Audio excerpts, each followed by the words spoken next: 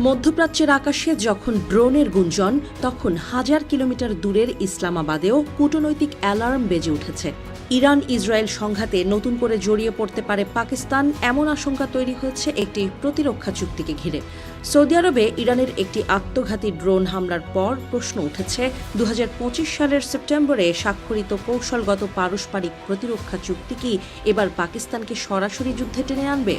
ওই চুক্তিতে বলা হয়েছে, এক দেশের ওপর আক্রমণ হলে তা অন্য দেশের উপর আক্রমণ হিসেবে গণ্য হবে। এই চুক্তি, যার নাম স্ট্র্যাটেজিক মিউচুয়াল ডিফেন্স এগ্রিমেন্ট বা SMDA, সৌদি আরব ও পাকিস্তানের মধ্যে সামরিক সহযোগিতাকে নতুন উচ্চতায় নিয়ে গেছে। তবে সবচেয়ে বিতর্কিত বিষয়টি হল, চুক্তির আওতায় পাকিস্তান কি সৌদি আরবকে তার পারমাণবিক সুরক্ষা বলয়ের অন্তর্ভুক্ত করেছে? পাকিস্তানের পররাষ্ট্রমন্ত্রী ইশাক দার সম্প্রতি ইরানের পররাষ্ট্রমন্ত্রীর সঙ্গে আলোচনায় এই প্রতিরক্ষা চুক্তির প্রসঙ্গ তুলেছেন। আন্তর্জাতিক সংবাদ মাধ্যম ফিনান্সিয়াল টাইমস ইশাক দার স্পষ্ট করে বলেছেন যে সৌদি আরবের বিরুদ্ধে আক্রমণ হলে পাকিস্তান নীরব থাকবে না।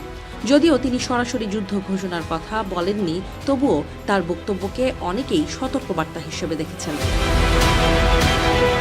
বিশ্লেষকদের মতে, ইসলামাবাদ এখন কূটনৈতিক ভারসাম্য রক্ষার কঠিন পরীক্ষায়। একদিকে সৌদি আরবের সঙ্গে দীর্ঘদিনের সামরিক ও অর্থনৈতিক সম্পর্ক, অন্যদিকে প্রতিবেশী ইরানের সঙ্গে সীমান্ত ও আঞ্চলিক স্থিতিশীলতার প্রশ্ন।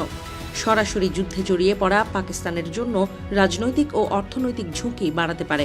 চুক্তির আরেকটি গুরুত্বপূর্ণ দিক হল এর পারমাণবিক ইঙ্গিত। পাকিস্তান একটি ঘোষিত পারমাণবিক শক্তিধর দেশ। যদি সত্যি তারা সৌদি আরবকে নিউক্লিয়ার আমব্রেলা দেয়, তবে তা হবে আন্তর্জাতিক পরমাণু নীতিতে এক বড় নজির।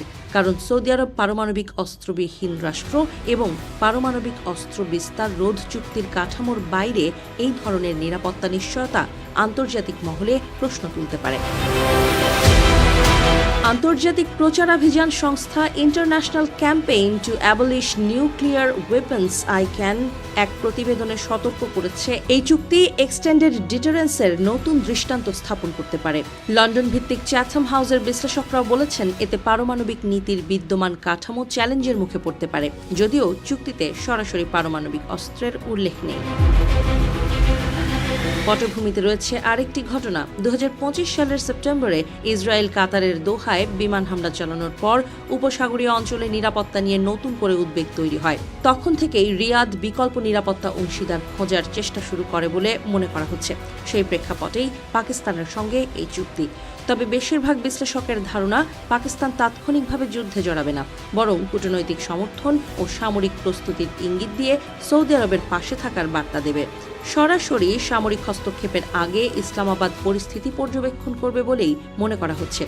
প্রশ্ন একটাই, পাকিস্তান কি কাগুজে চুক্তিকে বাস্তবের যুদ্ধে রূপ দেবে, নাকি কূটনৈতিক চাপ সৃষ্টি করেই নিজেদের অবস্থান শক্ত রাখবে? মধ্যপ্রাচ্যের অস্থির মানচিত্রে এই সিদ্ধান্তই নির্ধারণ করতে পারে সংঘাতের পরবর্তী অধ্যায়।